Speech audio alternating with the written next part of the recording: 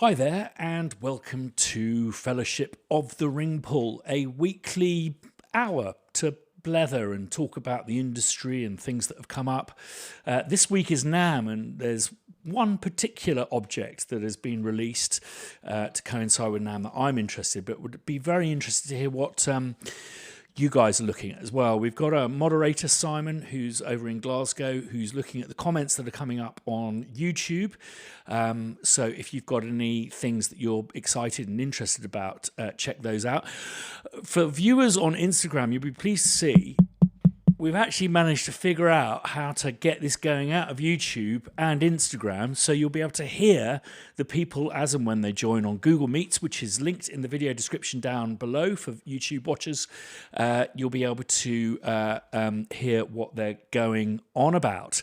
So it's an exciting week. I'm sad that I'm not going to be able to get out to LA. There are a lot of friends that I wanted to see there and console and stuff, but we have an absolutely mega release at Crow Hill next Wednesday, so do join us on the YouTube live, and I'm going to do a simulcast on Instagram, so I'm going to watch the premiere live on Instagram, so put a note in your diary there, because it's very exciting what we have been working on there. I don't think it's any secret that it might involve Tina Guo, so it'll be great to see you there. And on the podcast the following day, there's going to be, so that's next Thursday, next podcast, there's going to be a really, really exciting composer challenge that I think many of you will jump on the opportunity to get involved with. So I'm really excited about that. And I'm hoping we're going to be joined by a guest next week as well. So you've just got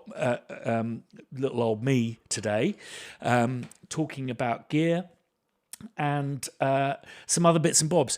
If you haven't seen already, we've put up a new Volts. Yes, it's that time of the month, and it is certainly the sound of Brown. It is, I don't know if you can see it, but it is this precision bass here, played by Kieran. And I think what I'm really enjoying about Volts is we're doing a mixture of stuff that's just handy to have on your laptops and stuff, and then stuff that's kind of interesting and experimental as well. And it's a really usable, functional, vibey precision bass with a brilliant fuzz box, which is, I think it was generated through a Sans amp, which is a popular choice of bass players who don't have the luxury of an amp. I know that my brother, who's a fantastic bass player and very successful computer games composer, is a massive fan of the Sans amp, or Sans amp, as they say in France. So that's next Wednesday. Here on YouTube and on Instagram is a live premiere, something really exciting. And then there's going to be an amazing competition announced on the Thursday. But also, we'll be announcing this month's competition winner from the Mallet Piano. So do keep those submissions coming in, prizes to be had. There was a couple of questions that we didn't get to last week, and I thought I'd maybe start with those. So how do performers preempt a tempo change? I think this was in response to the Bank of Dave 2 video, where it was clear that one of the problems I'd had was all the tempo changes and this, that, and the other. And it's a really good question. So basically, when you have a tempo curve, something that's changing fairly gradually, and could speed up quite quickly and slow down quite quickly, but it is ramping, so it's not a sudden change.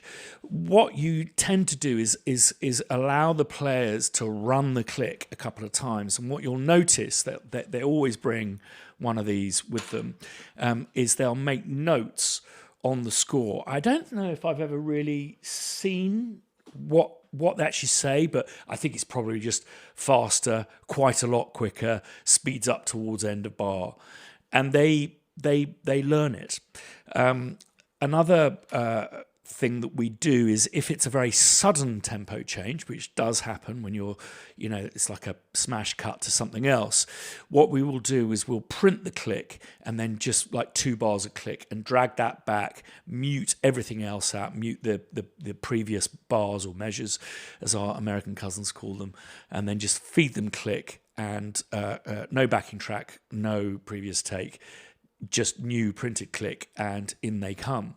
Now, something that is very interesting is if you work in places like Air Studios, they have a thing called Composer Cam. And what that means is if it's completely being done off the stick, i.e. it's the conductor without the clicks being fed through headphones, and there are many reasons why that is an advantage, and some conductors work off these things called streamers. I won't go too heavily into that for now, but one of the things that you will notice when working with live musicians is by making them wear a click, and they'll just wear it on one ear because they need to hear themselves in order to get the intonation right.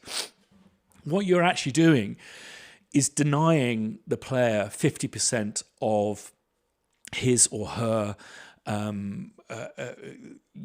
ear capability, hearing capability. That's the word I was looking for.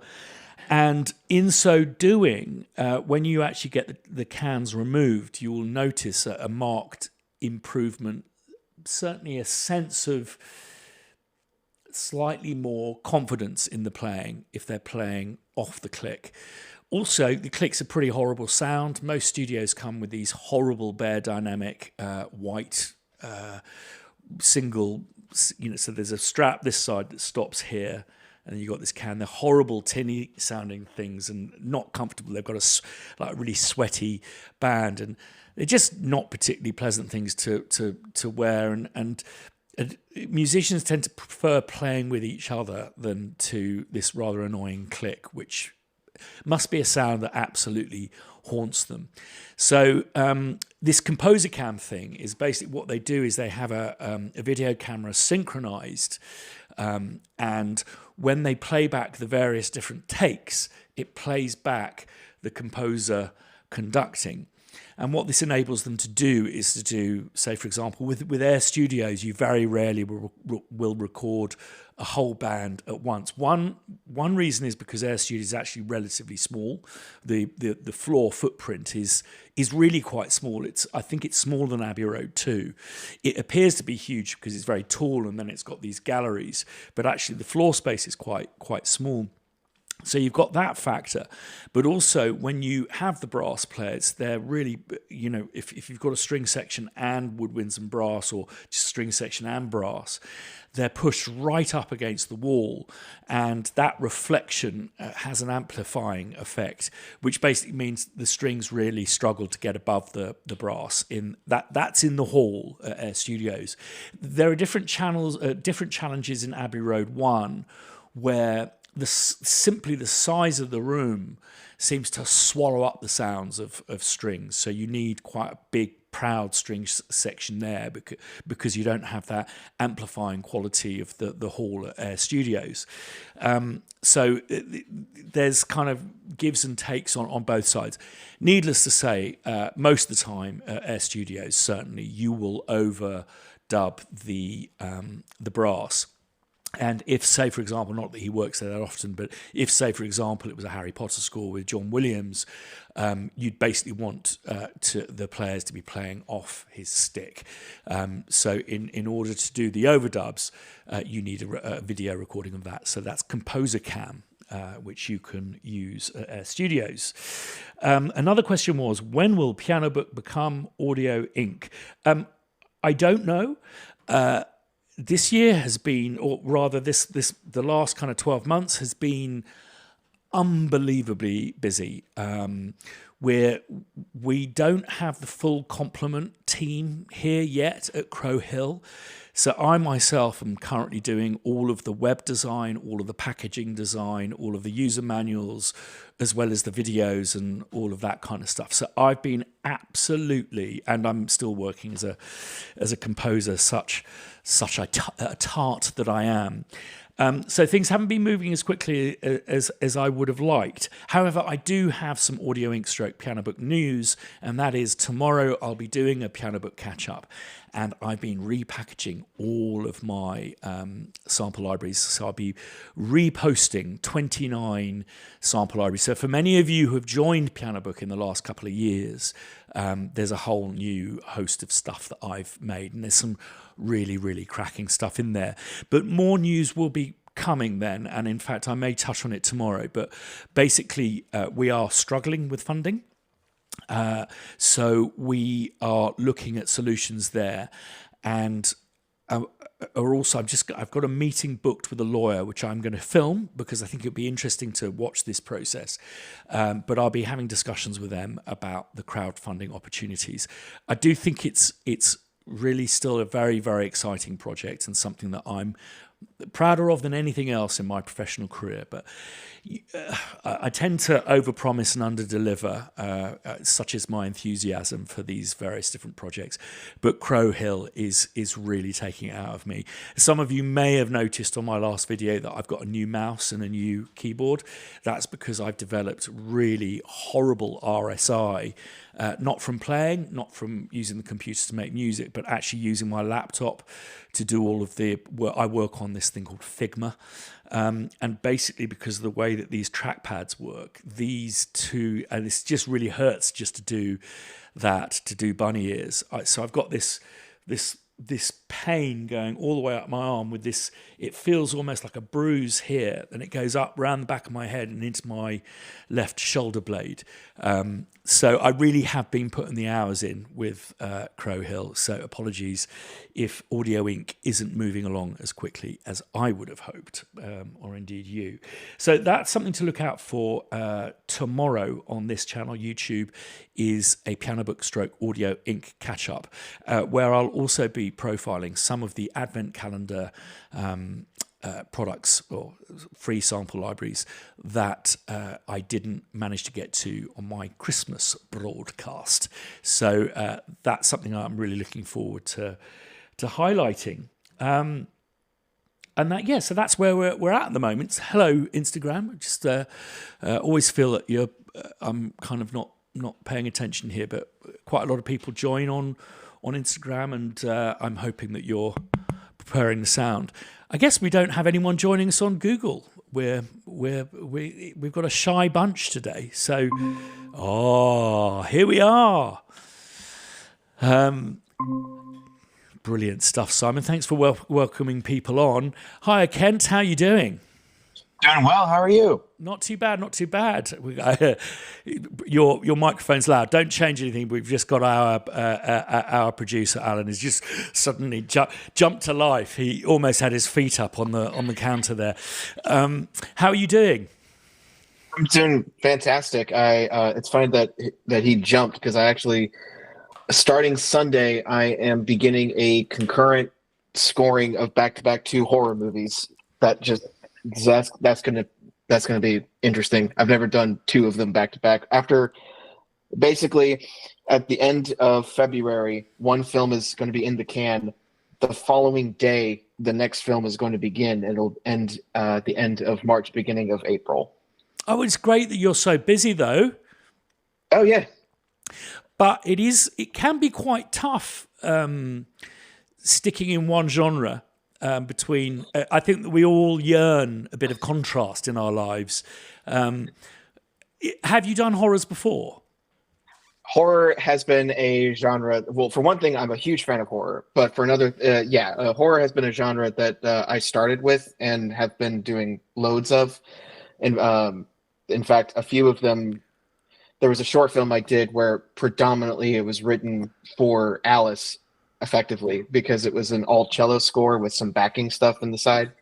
Because effectively the brief was from the director for that short film. The brief was, at all times you need to feel fucked. Okay. So I just told Alice, I'm like, hey, so aside from these melodies and these themes, you want to safely, so that you still have your cello, fuck around with the cello. Brilliant. So did you get Alice to work on it? Mm-hmm. Oh, that's fantastic news. She's such a talent, isn't she? Yeah, I can't work with anybody else. It's really funny. So, Ken, when you're working with such kind of debauched imagery, do you find that you are affected by it? Are you numbed by it? It depends on the imagery in which I'm subjected to. So like, for instance, uh, I've scored them two different ways. It just depends on the studio. My very first film was horror, and it was the very traditional approach where it was picture locked, and here's the whole film, and we did a spotting session. We ran the film top to bottom. Here's where music is going to go. So I already knew at worst because concurrently they were doing color grading. So at worst, the effects were going to be raw chicken coming out of somebody. So it's like I already was sort of prepared for that. Another film that I did, it was scored essentially in reels. So it was kind of like watching a TV show. You would get like one reel and you would have a beginning, middle, and end of that reel, but it's not a beginning, middle, and end. It's a beginning, middle, and continuing on. So I had to really remind myself that it's not the end, even though like it seemed like it threw out like the acts, because there were still three more reels that were then needing to be sent over to me. But then as it was coming to me, some of the imagery was a little weird. So it would be like, okay, I would watch the film maybe 14 times, and then I would turn it off if it was really kind of gory or weird, and just sort of um, kept the dialogue on so I can at least hear where things were moving. And then if I forgot what a scene was, I would turn it on, then turn it back off. For the most part, it doesn't really seem to affect me because I've just been around horror since I was 10, which maybe was not a good idea. But but there have been certain cases where I'm like, okay, never mind. Especially being a dad, where it would involve a kid, and I would be scoring that, and so it'd be on one end, it'd be great because then I can score what I'm reacting to through the music. But then it would be, okay, I'm going to pause this. I am now done for the day. I'm going to hang out with my alive son. Yeah. Yeah, it's funny how your sensibilities change quite radically as a parent. And so I went through a spell of probably nearly a decade of being a bit of a horror specialist. I don't know why. I guess I got in with a few directors. And for people who haven't been involved in this particular genre, horror is very special because there is a large contingent globally of horror fans. And what horror fans do is watch every single horror movie that's made. It's a thing that they do by and large. So basically, it's very difficult to lose, if you get the budget right, it's very difficult to lose money on horror because you'll always find a place where you can sell it to. So I've worked on some really good horrors. I did 3 with Christopher Smith. One wasn't really a horror, to be honest. But one was very much a gore fest. And I think it's actually really quite a good film. It's called Severance, not to be confused with the TV series. But it is like an old school video nasty with a lot of deaths, a lot of gory deaths. And I found I had some very colourful dreams, pretty horrible dreams. But the stuff that I get most disturbed by is where you have to plumb your own emotional sensibilities in order to deliver or to advance the story. I worked on a documentary about a suicide bomber, and a lot of kids were killed in. It was a suicide bomber in Jerusalem. It was, yeah. And I basically I would watch the scene and make a few notes on the screen. It's actually one of the few times I've used markers, and then I'd switch the dialogue and the picture off because I didn't think it was particularly good for me. It's been interesting of late, actually. A lot of people have been talking about switching off their social media and stuff and limiting the amount that they're exposed to news. And I think that basically we're not designed to take on all of the worries of the world and burdening yourself with that. So I think like being just faced with this suicide bomber documentary that I worked on for about 2 months, I just really was aware that probably good not to. It was so real and visceral, people's descriptions, and it wasn't the horrendous shots of like people's faces on the pavement and stuff. It really, there's a horrible thing that happens to suicide bombers is it tends to literally blow their face off, and often you'll know it's a suicide bomb because you'll find the face like a rubber mask. I should change the subject. The other thing that I did was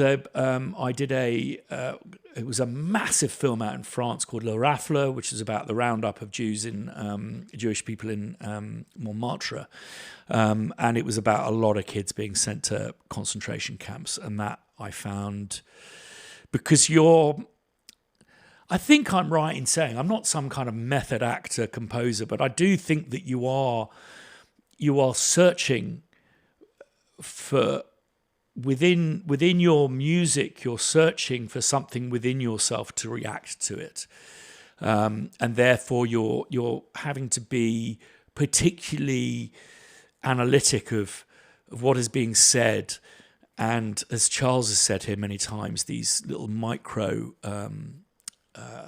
like that movement of the eye or that quiver of the lip and all of these stuff.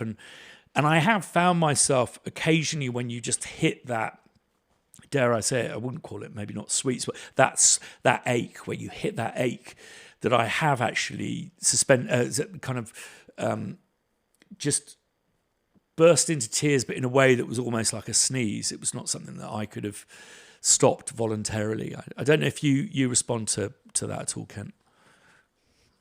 Occasionally, there was one of my earliest films that I did record with Alice was a drama film. It was a short film. It was from a friend of mine who was getting into directing, and he wanted to do this short film because it was personal. And he used to be in EMT, so he used to be in the medical field.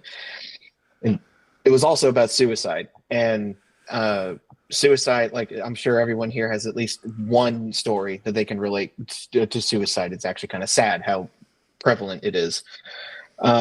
So I discussed with Alice of using, because in my ignorance, I wrote in an email, can we use a razor blade on the strings, because self-harm was mentioned a lot in the film and it was really prevalent. So I wanted the cello to also sound like it was being cut through the score, to which we had to adjust it because being a guitar player, I'm used to strings being, I don't know, $5 a pop. Strings for cello is not $5 a pop. So I was like, never mind, let's do something different. So she used the butter knife, and the director loved but hated it so much it ended up being scrapped from the film, and it was more of a straight emotional approach. And his reasoning for hating it was because you could really hear the cello being cut, and there was this little harmonic that was being played. It was like it was screaming as it was being played, and it was like that. He was like, you're bordering on the line of too horrific for a drama film, for a score, and it needs to be cut. So like, yeah, I've reacted in the ways that you're saying, especially from music. Yeah, I mean, that touches on something that I believe very, very strongly in, is that that one should restrict oneself to the size of the audio palette that you use for any given project, because I think that it's quite easy to resort to sonic solutions for emotional needs, as opposed to musical solutions for emotional needs. And the way I put it is, I don't know, it's like a piece of literature where you're describing someone screaming, and there's a choice of describing he roared like a lion, or saying he instead of describing the shouting, just putting loads of exclamation marks. That's the kind of the difference there. Before I invite someone else to speak, Alan, I'm right in saying that someone is online from New Zealand, which I think is a first for us. Yeah, we've got someone joining us from New Zealand. From New Zealand. Listen, if you've got the sound up and person from New Zealand, so I don't have the YouTube pane up, if you want to join us on Google, it would be lovely to see you, because it'll be the first time I think that we've been joined from someone from New Zealand. So if you get on Google and then do a hold your hand up, that'd be great. Jay, how are you doing this week? Better, busy as well. I got this little animation project I'm working on. I'm mostly mixing and doing a little bit of sound design, no music on my end for this, but it's very interesting because it's in a Mayan dialect, the whole dialogue. Like, there's only one track of dialogue, is this little girl that's sort of talking to herself, I think. Honestly, I have no idea what she's saying. Yeah. But it's been a trip. The animation is beautiful. I did a little bit of fixing in the sound design. I got permission to remake the whole thing for my portfolio because it's really well done.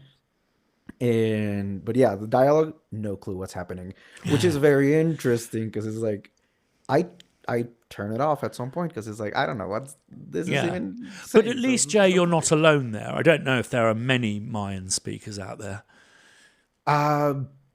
They're dying languages. Yeah, absolutely. And someone had to translate that whole thing. It's a little annoying sometimes because it's like, is that how it's supposed to sound? Like, the inflection sounds a little weird sometimes to me because it has like a cadence, and every phrase is like going like down. It's like, is that how the language is, or is the person who did the voiceover just like doesn't know how to voice over? Because I have no clue. I don't know what they're saying. But it's interesting. It's been a trip. It's been my work for the week. Kept me distracted from the whole LA situation. But yeah, it's great, good stuff. Good to hear that you're busy. I believe the only other Mayan film that springs to mind that was in the Mayan language was something that Mel Gibson did a while ago about. I think it was Mayan that he did that. Oh yeah, the what's that thing called? Apocalypta. Yeah. Yes, now, talking about violence, that was pretty visceral. That was, gruesome. I think that was recorded. Most of it was recorded here somewhere in Tikal. I think, might be making it up. Someone look it up and let me know. Yeah, Jay speaking from Guatemala, by the way. But it's that was an interesting movie because it was early days of digital. It was shot on digital cameras, very handheld, but it was done.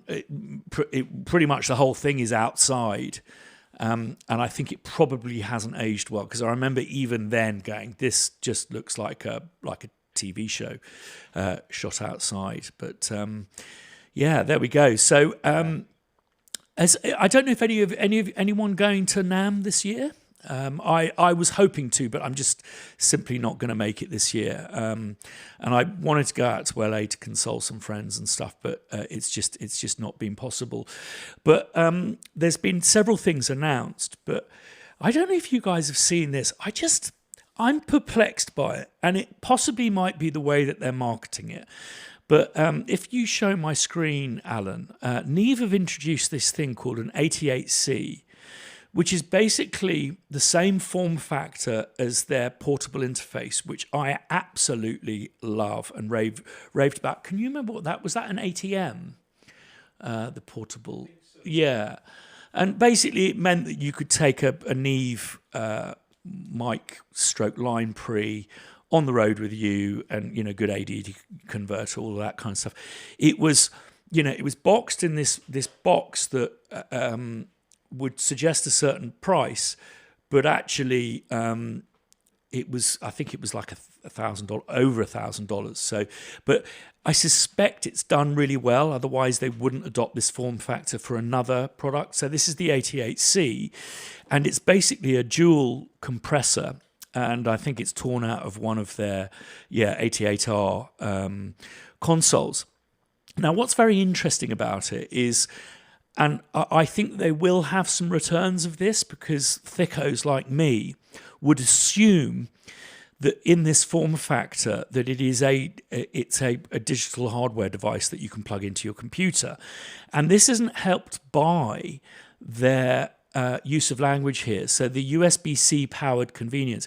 The 88C is powered via USB 3.0 through a USB-C connector, enabling seamless desktop operation. But it isn't an audio hardware device. It isn't an audio interface. It simply takes the power from USB-C. So I think that's a little bit confusing. I think the idea is basically that you start building up a stack within this form factor. And I believe there are insert channels on the other device. So I think it's meant to work in conjunction with this. So you take your Neve interface on the road with you, use it to record, and then you can use this as a bus compressor or your vocal compressor, and you simply use the line inputs of the other Neve as your digital interface and audio converter. If I was Neve, I would picture them together. One, because it would make me understand the product better, and two, because I'm sure it would look bloody cool. But yeah, it's going to be interesting to see if that is successful, bearing in mind that Neve already makes stuff in the Lunchbox System 500. But I do get this, it's self-contained. But for anyone who's interested in it, you're not going to be able to basically plug it into your computer and get your mix out of the box and back in again via USB-C. It's simply to be powered there. But I don't know if anyone else has got anything that's appearing at NAMM that's of interest. If you're on Google, stick your hands up, put it in the YouTube. We don't have someone monitoring Instagram. If we do, Simon, just let Alan know and he'll raise the questions in the room with me. Kent, you raised your hand. In the world of guitar, I don't know if anybody else is excited as I am, but MXR is coming out with a pedal that is pretty much a remake and reissue of the 1987 Rockman X100 headphone amp. And I have some of the original units from the 80s. I'm a huge fan of that 80s guitar sound, and so they're coming out with that, and so I don't think I've ever hit pre-order as fast in my life. That sounds like an incredibly underwhelming device to me. Explain to me why you'd be excited by a headphone amp, as in it's something you plug your headphones into. Okay, so in the 80s, Tom Schultz, the brainchild of Boston, created this guitar tone from the original album in '76. This very, very distorted and really mid-range heavy sound. It almost sounded kind of nasally by itself. But You're not selling it to me. You're not selling it to me, Kent. But when you place it in the confines of a mix, it sits perfectly on its own, but it cuts through. It's not muddying anything up. It's completely created for the purposes of a mix, because part of that sound's epicness in that era was he would quad track it, because he found a way to duplicate it in what was called a doubler. His chorus sound was weird. It wasn't a true chorus. It basically duplicated the sound and pitch shifted it down and put it in the right speaker, and his other sound was in the left speaker. So it was like double track guitar. Double tracking that, you'd get a quad track, and it's just this lush guitar sound. In the 80s, everybody went after that. So he creates this headphone amp in '82, the original Rockman. By '87, he updated the circuitry, and now by '87, it's pretty much on every single '80s album you can think of. Hysteria. There was a Billy Idol album that had it. Steve Stevens used it. Neil Sean in Journey. Every guitar sound that was heavily distorted that wasn't from Eddie Van Halen or Steve Lukather, Rockman. And part of the reason for it is because it's so easy. Yes, you could plug it into your headphone for practicing, but studio execs found that you can then plug it into the direct line of your board, because all of it is contained. It's self-contained. You don't need to have any outboard gear. All of it is in the unit. So if you could put a cable that directed it into the direct board, you now have your guitar sound. And that's why so many guitarists and so many studio whizzes, Eliminator is another one, where the Eliminator sound for ZZ Top is the Rockman. And then they went even further by actually providing rack units to put into the board, and now you can separate and segregate all of these sounds all together and fully mix it. And that just, yeah. So now, after 30 years, MXR started to take notice that people were buying these vintage units that are almost 40 years old, and they decided to remake it. The same engineer who worked on them in that time also worked on this pedal. So it's like the exact same circuitry that's just been in miniaturized form. And it's an analog device, but it's a transistor-based device. Yeah. Amazing. Oh well, and that's by MXR. Mm-hmm.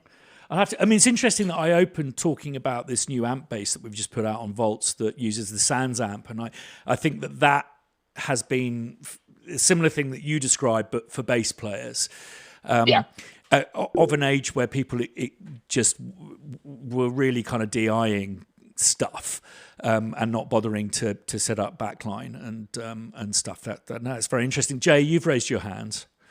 Yeah, as a bass player, I can definitely give you the ins with the Sans amp. It wasn't like really how you meant, like not that we didn't have access to an amp, but it was like we didn't want to take it.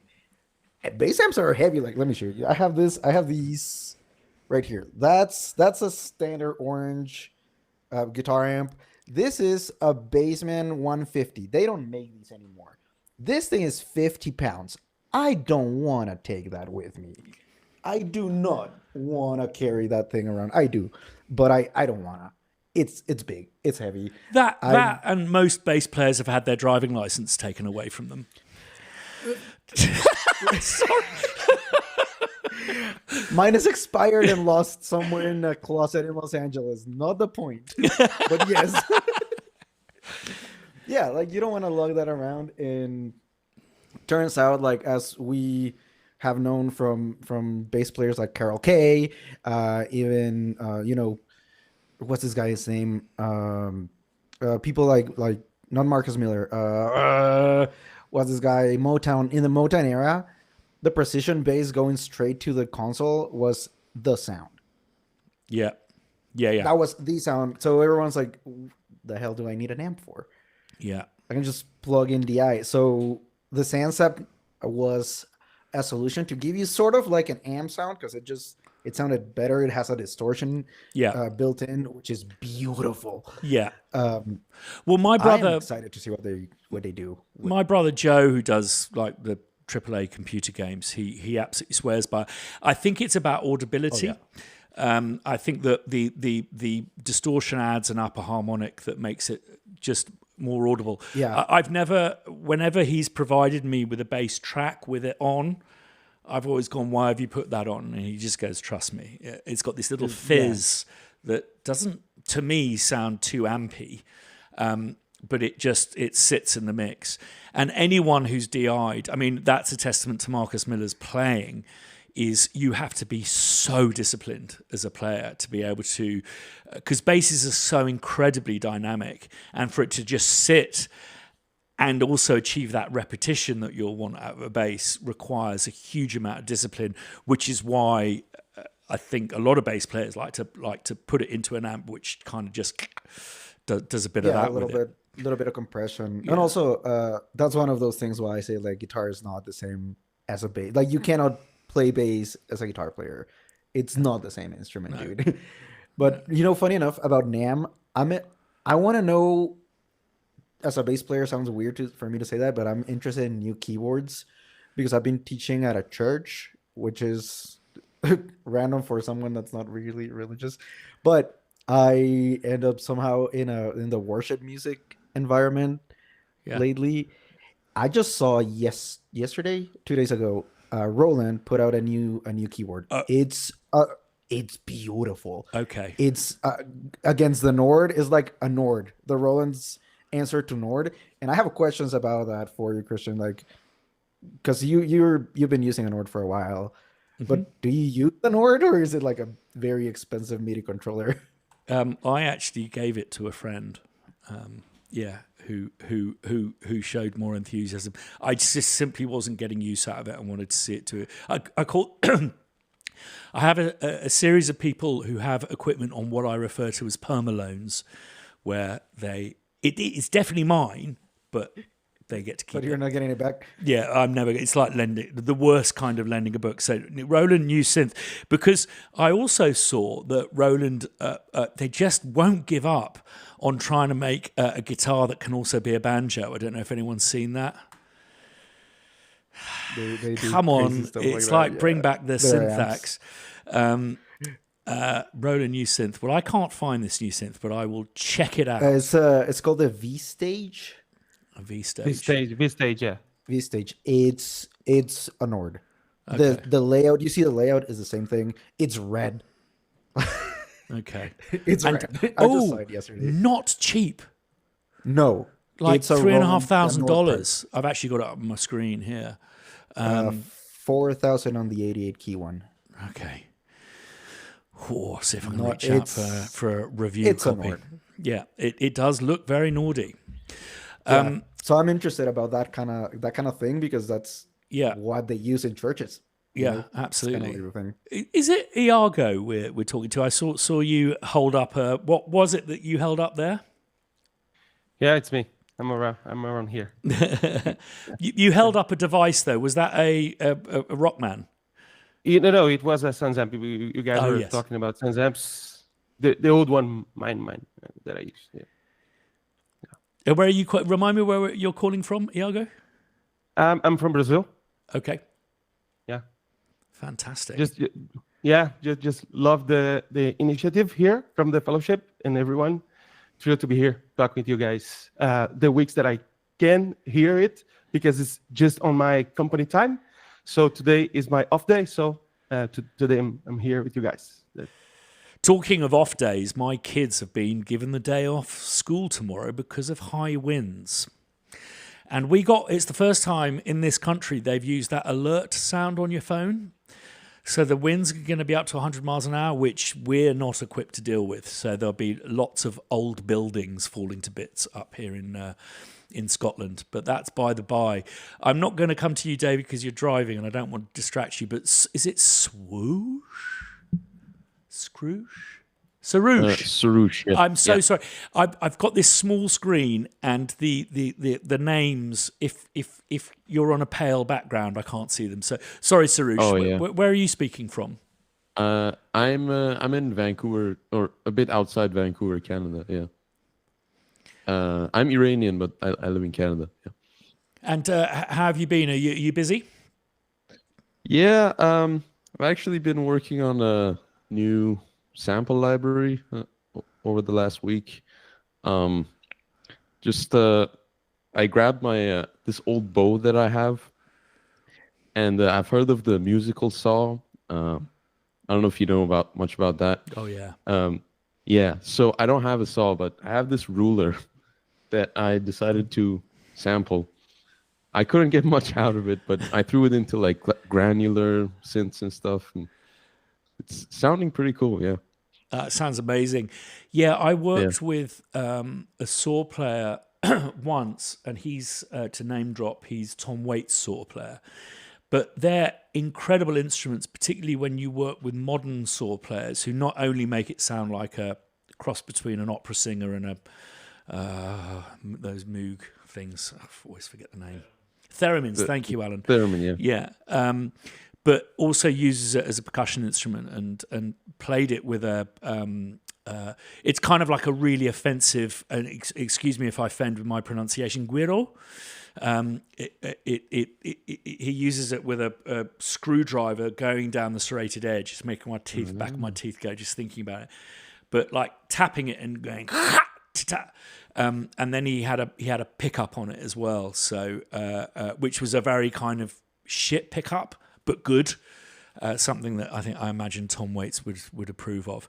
If anyone wants to check out an amazing score, which features a saw throughout, it's the score to One Flew Over a Cuckoo's Nest, which it's great because it has this kind of Greek choir type choral element, but it's not quite of this world, and it's because it's from a musical saw. But it's like it's stunning, and basically they curve it in the shape of an S, so it doesn't resonate at all unless it's in that S shape, and they adjust the pitch by changing the kind of aperture of the S.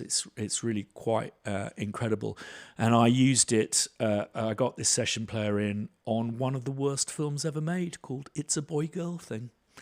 So there we go. Ethan, you're very mysteriously lit this evening. How are you? Yeah, sorry about that. Brother wanted light off, so I've got torch on. Can you hear me? I can hear you. Can't see you. Oh, look, that's even scarier. Here I am. Yeah, it's... Oh dear. I can't hold the torch for this long though, because I'll get a boom arm. Have you been all right? Yeah, I'm good, thanks. You? Yeah, good. It's been an interesting week. There's a lot going on in the background that I can't talk about, but I think I may either write a book or I may do a series of podcasts reading my accounts of what's going on at the moment, because it's yeah. Capitalism is, it turns out capitalism is pretty fucking horrible. But everything's going fantastically with Crow Hill, and I'm hoping in the next couple of weeks to announce the co-founder of Crow Hill, which is up to now been a secret. But we've got some really amazing stuff coming up. And also what we are going to be... Sorry? Can I have one guess who that might be? Who? Theo? No? Sorry, what was... Theo? Theo. Yeah. He's not causing any problems. No, is he a co-founder? No, he's not. No. Oh, okay, yeah. Sorry, carry on. Sorry. No, Theo's not. No. He's just having a wild guess. Yeah, no, it's someone you all know of.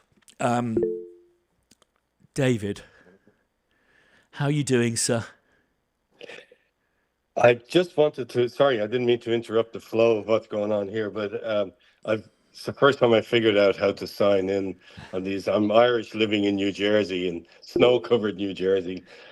I've a similar path to you in the sense that I'm completely self-taught, and I've often heard you refer to how that, it's almost like you're apologizing for it when it's providing you with a unique take on how you play that I think might have been hampered by maybe somebody telling you this is the wrong way to do this, because I find your playing very interesting when I hear you do it. I have never gone to college, but I've taught at PhD level, because the United States at one point, I think they now require a master's, but they used to give credit for people who have road experience, I guess, or if they thought your career was interesting enough to bring you in to teach. So just thank you for what you do here, because a lot of I own all the libraries you've released so far, and that was made possible through an educator's discount. I probably couldn't have afforded them otherwise, and I just wanted to take the opportunity to thank you, to say thank you. Yeah, thanks so much. Well, I found myself in a similar boat to you recently, where I did a seminar online for Berkeley, and Jeepus, that you've never felt imposter syndrome like it. I think it's really interesting. The reason I bring it up a lot is I guess I feel slightly, or dare I say it, resentful to the doors that were closed. And I do think that era has passed. My first few orchestral sessions, I could feel a real pushback from musicians who have since moved on or retired, a pushback to my ignorance of music theory and notation. But I stood there kind of strong, because I knew that I had, I was quite good at drum programming, and probably a lot of those viola players weren't. I think that we all, where certainly being a head of department or a film and TV composer is concerned, you will always draw on skills from people who are better skilled than you in certain areas. And if you're not, I think you're missing out, because you're missing the kind of collaborative nature of what we do. And I think that, David, it was actually, for me, when I became particularly angry about that way of teaching music, was when I moved to Scotland and started working with some of the greatest musicians I've ever, and most insane musicians I've ever worked with. Alice can read music. She's fantastic, this cellist that we were talking about earlier. But most of the players up here, certainly in the traditional scene, learn it by ear. And that's no less impressive, because in the music they're playing, there's a lot of fucking notes. I think one of the real problems that people have when being pushed into reading music and learning how to sight read is it just inevitably you have to play other people's music, which may not be the reason we got into playing music. We might have got into it to express ourselves. And I think that if there's anything that I want to do with Crow Hill is, and was doing with the other company that I worked with, was to go, just making your own music is such a wonderful escape. And I just feel sad that anyone would go through life without experiencing that. And I think it's so much easier to do if you can make a few notes on a keyboard and some awesome sounds come out. And that's really exciting to see and to witness. I'll never forget, there was a 3-year-old who came round to the studio, and he was a 3-year-old going on 53. And he was this very, very well-spoken little chap, and he sat down on my keyboard and just hit this amazing, sound that I had loaded in for him, and it was coming loud out of the speakers. And you could just see him being electrified by it. And you think, if that creates a spark of interest in something, then that's a job well done. At which point he was on this swivel chair and he turned around to his dad and went, "Dad, how do you think it's going?" And his dad said, what? I think his name was, I can't remember his name, but let's call him Mikey. What are you saying, Mikey? And he went, "How do you think it's going with me here in this studio?" This is 3 going on 53. But Ethan, sorry, I was distracted by David. I wanted to jump over to David because he was driving, and I wasn't going to encourage David to speak whilst he was driving. But I appreciate your compliments, David. Thank you so much. But Ethan, no, yes, lots going on here, and we'll be making some interesting announcements coming soon. Do you know Theo? Only by watching your videos. Theo's really, it was how we met was really extraordinary. I was walking my dogs in the field at the back of my house, and just bumped into him in the field and said, "I'm desperate for an assistant, and should we go for a pint and see if we get on with each other?" And back in that day, we hadn't sequestered this part of my house for Crow Hill, so we literally had to work with each other in this tiny little shed. But he's very, very talented musician. But what I got from him instantly, and I think that you can hear it, particularly in guitarists. I could hear the minute he started playing that he exists on a diet of really good music. That he is referencing all of those influences, and I don't think that can be understated. It's an unfashionable thing to say, but I don't think taste is something you're born with. I think it's something you develop. And I can't remember the name of the composer. John Powell always says, "Whatever you do, don't listen to fucking film music." Film music is largely derivative, and I think that's what he's meaning. Is like, if you're going to listen to John Williams, that maybe go back to the stuff that he's influenced by, Stravinsky and Mahler and all of that kind of stuff. And I think there's a lot to be said for consuming a diet of really good quality stuff. I feel myself repeating. So who's at the top? Is that Mr. Williams? Is that Dave or Dale Williams? It is Dale. How are you doing, sir? I'm good. I spot so him. good. I know it's rude to look over one's shoulder, but is that a Mellotron I can see behind you? It is. Beautiful. Yeah. I've got a Poly Brute. I've got an original Juno 6 and a bunch of other crap upstairs. I did a retro review for my Juno 6 recently, which I don't know, it's like getting back with an old girlfriend and going, oh, this is what I miss. I was going to ask you and this is earlier. what really fucking annoys me. Like, where's the MIDI? Yeah. That's the only bad thing about it. But, you know, it does a good sound. And so, you know, yeah. I figured it out. So I got here a little late and I caught on to y'all talking about the headphone amp. Did y'all talk at all about all the switchers that are coming online for the synths and the keyboards? And no, tell us.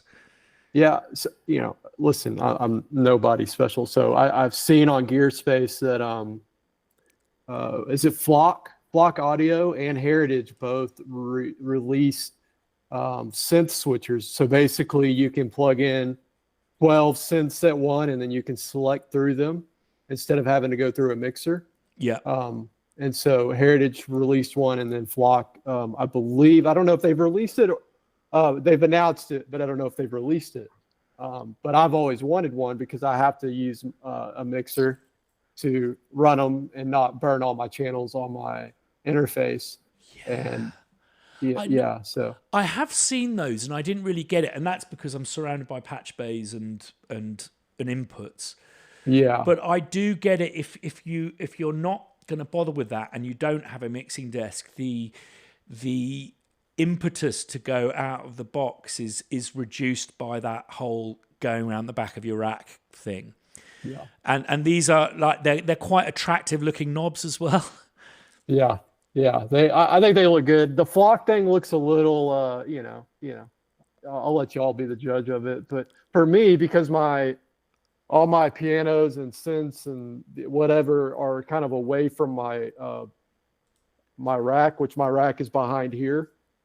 So it would be a ton of cabling to try to cable everything into the patch bay. So that's why it's always been ideal for me to kind of head it off here and then, just run them here and then switch over. So anyway, I know everybody in here. I know you for sure are into the synth and Nords and Mellotrons. And so I thought it was pretty cool.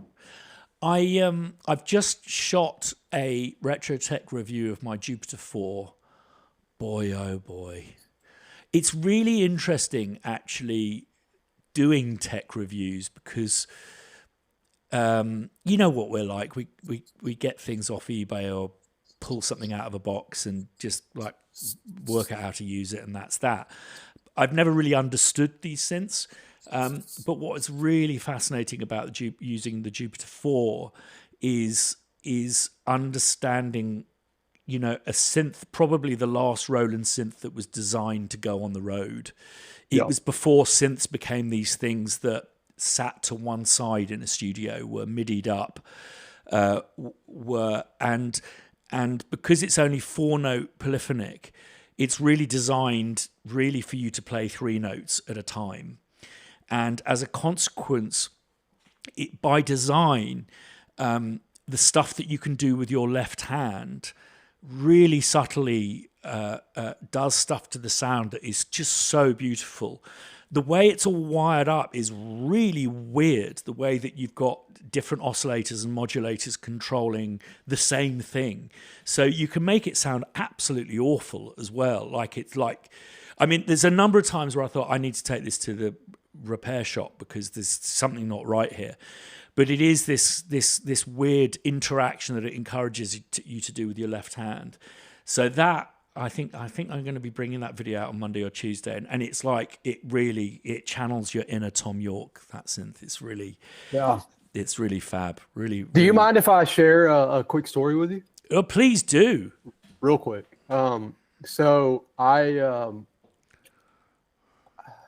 a hobbyist. I've been a musician my whole life. I've owned major studios and then, had a family and then, opened a business and, you got to feed the family, right? So, music turns into more of a hobby and a good time. And then, it makes money when it makes money. So I used your vertical piano on a track that I'm doing, a cover, and so I sent it out and was getting notes and revisions on it. You know, again, it's for fun, but it's going to go to film.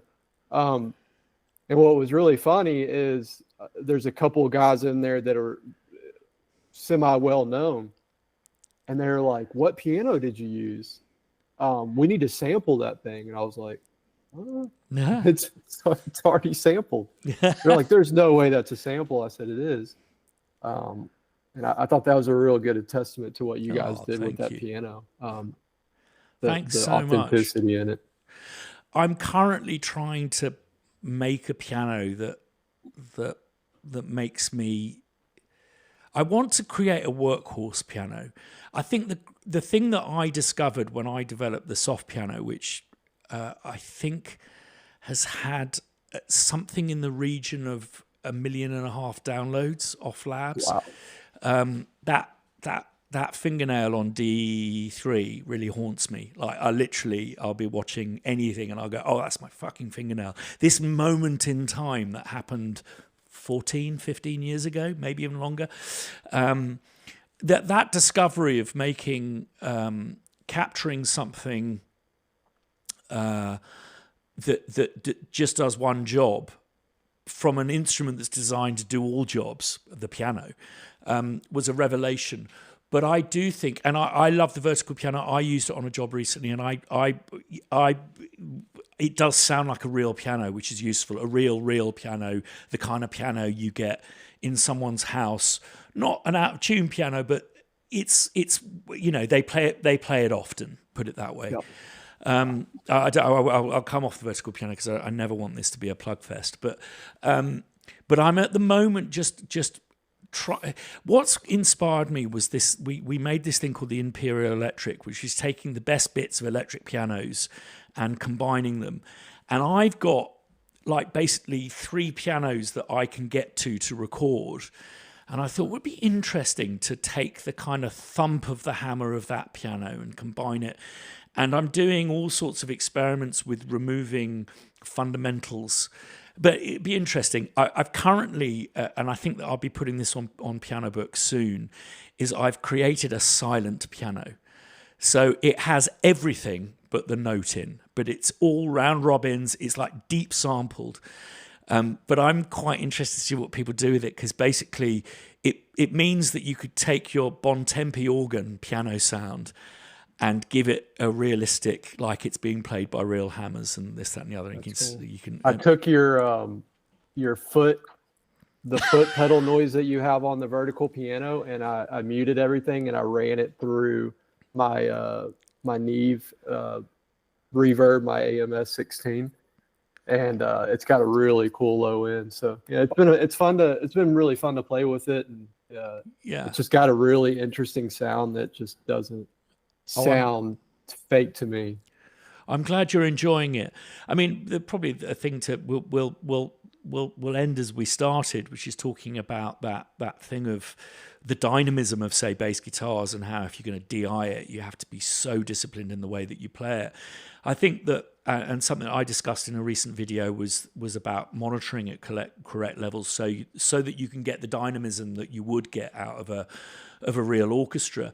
But I think one of the real problems with pianos is the dynamic range, and you know, when you play particularly if you play like a stage piano, like a big Bosendorf or something like that, it's like it can go so quiet to incredibly loud. I mean, really, really like kind of, you know, hurt your ears loud. And I find it really difficult to get that kind of playability out of any sampled piano that I've played, or indeed any electronic keyboard I've played. And I do maintain that we have settled on this thing called velocity, which is not the same as how hard you're playing something. It is literally, they decided, the amazing people that created, you know, velocity sensitive keyboards, and then employed that as this is the thing that determines how hard you're playing computer into MIDI. but it isn't the same. The speed at which a note is going down, yeah, maybe an indicator of how hard you're playing it, but isn't the be-all and end-all. And as a user of a Nord stage piano, which doesn't actually go up to 127 anyway, it's quite extraordinary. But whenever I'm making a sample instrument, particularly a piano, I'm always really staggered that really, when you're playing MIDI, you are playing the last maximum 30 steps of the 127 that are available to you. And that for me is a testament that velocity, and particularly if you get these micro keyboards, it's just, I mean, you may as well have a velocity randomize button, but it's one of my kind of bugbears. And I don't think that we ever really got there on working out how hard you're playing the thing. And I think we've settled for this thing called velocity and these very strange, it's really hard to play below, I'd say 90, or certainly with the way I ham-fistedly play. And it's always amazing to me when I book a real session player playing a real piano, how touch can affect that tone, the shape of the tone and all that. I think it's really interesting. But yeah, so I mean, I think I'll probably call it today for this week. Oh, actually, no, we've got Sarush, you raised your hand. Sorry, sir. Your mic is still off. As in mic. Oh, yeah, there you go. Of course it is. Yeah, I just wanted to add something quick to the sheet music discussion you started. Like, I'm from a rock and metal background, and you know, in that scene, like, sheet music is just not a thing. You know, especially if you're playing like lower tunings, like the heavier styles, sheet music just doesn't work because you're used to standard tuning on the guitar, and then you tune down, it's completely different, you know. Yeah, absolutely. And notation, I mean, I think the clue is in the fact that there's 5 lines on either scale in piano music. And I don't think it's a coincidence that there are 5 fingers, and guitars don't work that way at all. So I think it is I mean, guitarists, you know, will play from charts as well, but I think it's not intuitive at all for that instrument. And we did have a raised hand from, and excuse me if I'm going to pronounce this wrong. Is it Morvik or Morwick? Morwick, but Morwick. Yes, sir. Hi, how you doing? Hey, how are you, sir? Good. Where are we speaking to you from? Hey, I'm currently on the frozen east coast of the United States, sir. Is it really chilly over there? Oh yeah. Oh, I got snow at the beach, which is kind of crazy. It's like seeing a 3-butt-cheeked frog hopping down the road. Something not right about it. So hey, quick question. As a blind piano player, I think that if you could fix velocity within MIDI, I think that would be huge. Because you're 100% correct. You know, as someone that has an acoustic piano, and then someone that has God knows how many MIDI pianos, my play style is different, especially when it comes to slower, you know, more emotional type feeling and hammer-ons, and you know, you just don't get that from MIDI. Do you honestly think that you would be able to fix something like that? Do you have the swing, sir, to make it happen? Well, the problem is, I think the problem is that you're dealing with. I really think that basically when you're when you're playing, like if you hit a piano sample at 127, you have to hit it so hard. There's no way you could play a fast passage and hit a keyboard that loud.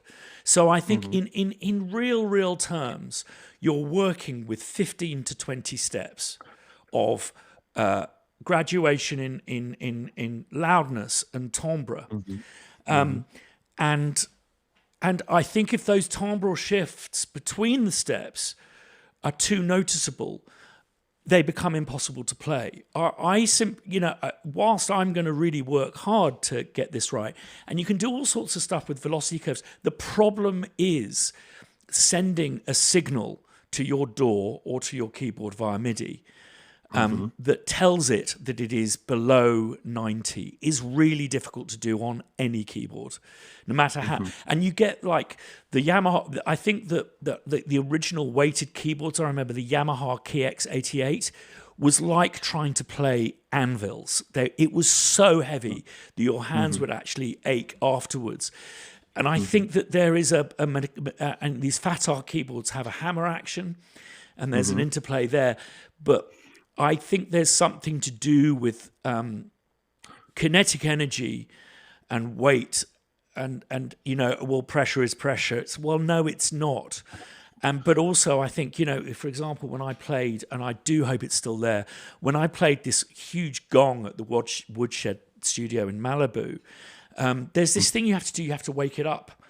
You can't just bash it. It'll sound like a cymbal if you bash it. You have to wake it up. And I think the same thing applies to pianos. So something I have been experimenting with, and we did do with the Imperial piano, and it might be why it is an improvement on other samples that certainly I've been responsible for, is every note you're playing, Dale, is actually the third note of a series of notes. So we question. went boom, boom, boom, and actually edited to the third note. So we're editing into an already sustaining note, which basically means there is the kinetic energy of the instrument is already alive. Sorry, Morik. I'm sorry, I didn't mean to interrupt. I think out of all the keyboards that I've played, one keyboard bed and sensor combination has really got it right. And that's the old Kurzweil keyboards. Yeah. I feel like there was a level of sensitivity, and is that from the mechanical side of it? Is it the sensor? Is it the processing? Is it the DSP? Well, I think it's a combination of a lot of things, because most key beds are made by one company, and that's Fatar. It's an Italian company, and I know for a fact, because I used to play my Kurzweil so hard, I used to snap the keys. And I'd always take it in to be repaired, and they go, it's a Fatar key bed. So it's a combination of, and I do think Fatar are good because they do have these, it is actually a hammer that's hitting the sensor, but it's a hammer that's hitting a sensor that's detecting the speed at which the hammer is moving. And it's not the same as, I think that speed is one of the factors, but it's a tricky one, and it's really frustrating when you see other developers doing 127 velocity layers, and you go, well, 107 of those you're never going to hear, because to actually trigger those, you either have to play impossibly loudly or impossibly quietly. And what you can do is access those samples by changing the velocity offset on your DAW, which is why, in turn, I think these character pianos work better than the workhorse pianos, because they're confined to a certain area that you're playing in. But I always find it really queer. It must be horrible playing things like the soft piano live, because you'll be playing your heart out and it just won't respond to that. And I would find that incredibly, it's almost like, having a corset on or something. Not that I've ever worn a corset, not in public anyway. But one last follow-up. Have you had a chance to check out the Moog Labyrinth yet? And if so, what do you think of that piece of equipment? The Labyrinth. Remind me what that is? So this is their latest release, and it's a generative Moog. It's the same form factor as like the Mother 32 and the Subharmonicon, but it's the newest one in that family. And I was thinking about buying it, but I saw you were on here, and I was like, well, for sure, this gentleman has got his hands on one of these. I haven't. I'm not on that circuit of, because I'm not a tech reviewer, really. I've done a few and some have been quite successful. I've always edged away from it. I mean, as someone who makes stuff in music tech, I think sometimes it's slightly distasteful for me to go, oh, this is shit. So I'll usually do something that I can celebrate. The problem I have is I think that we know why we get Moogs. It's about their oscillators and their filters. And I also support Moog because of the spirit of Bob Moog, and and what he stood for, innovation, quality, and just a sheer love of what it is that he did. And they've been bought. And I don't know about this particular keyboard, but I know that they're moving manufacture out of the United States. What? They're moving out of Asheville? Yeah, that was as a North Carolinian, that was a hard news to read on the interwebs. Oh, It's been bought That by a was a large. year ago, wasn't it? It's been bought by a large conglomerate that has been compared to Behringer. I don't think that's necessarily. oh, not the B word. Oh, Yeah, God. I but- got to sell everything on eBay immediately. Got to run. Thanks for your time. Yeah, but they're moving manufacturing out, and I just think that the whole point of Moogs is they weren't mass produced. Exactly. And like for example, the Moog Voyager, which at one point you saw in every single studio you went in, they only in its lifetime, which was I think 20 years, they made 16,000 of them, which relatively speaking is not a huge number of units. The reason why Moog, and I've always pronounced it Moog, and I know that his name is Bog Moog, but one of the reasons I pronounce it Moog is you don't say Moga Fogas, you say Mooga Fugas. But anyway, the Mooga Fugas, I think that they had to discontinue those because there is a really massive grey market for Moog because they hold their value, because they're made well and made with a certain spirit, and they're made by craftspeople. And that's why the few, like say for example, German piano manufacturers survive, is that they've lent in on craftsmanship. If I wish Moog could do anything, it would be to create affordable entry-level keyboards that are maybe made outside the USA, a little bit like Fender has. And you buy your American Fenders, you buy your ones that made in the Far East, but also I thought it was lovely that I forget his name, the guitarist who plays all the really high parts in Radiohead. He made a perpetual guitar made by Fender, but he insisted that they did it. It was a Mexican build one, so that it was affordable, and I think that's fantastic.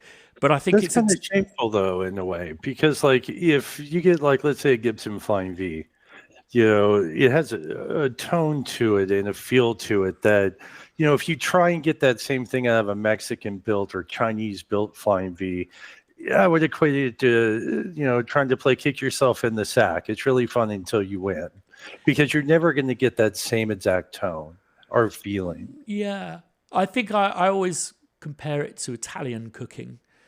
That this stuff that is about these very few ingredients, but made with a lot of love, but an intuition for how to respond to the ingredients that you're working with to achieve that family cooked meal that people know and love and can tell is their mums or their aunties or their friends cooking. And I think that's what it is for me is that, and it's something I pride myself on. The day I stopped making sample instruments, or rather the day I stopped composing is the day I'll stop making sample instruments, because I'm the end user. So I understand emphatically how to adjust the ingredients and how to manipulate the ingredients so they can provide me with what I require as a player and as a composer. And I'm not convinced that a factory with suicide nets in is going to have the same kind of very nuanced and human approach to, and that's why we want stuff out of the box, is it not? Yeah. Having said that, these things are not affordable. They're not inclusive, and that's something that we have to take into consideration. And but I'm not going to be buying these things. I don't buy Behringer stuff. And when I buy my kid a little keyboard thing, or I buy him some Eurorack, because at the beginning it's affordable. more fool me, because he's way off having his own credit card. So I'll be responsible for his Eurocrack habit. Dale. As always, thank you very much for the chat. I hope you have a wonderful day and keep up the great work, sir.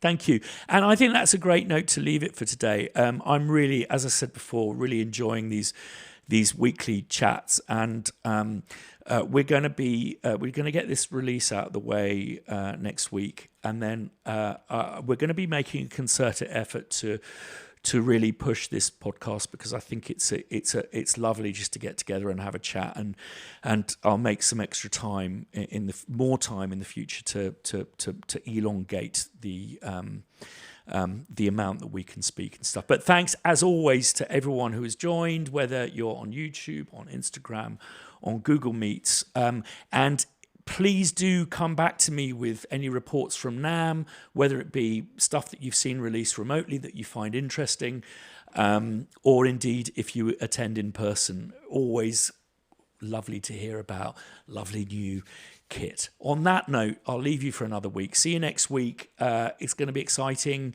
We've got an amazing competition, and hopefully going to be joined by a very special guest. Love to you all. See you soon.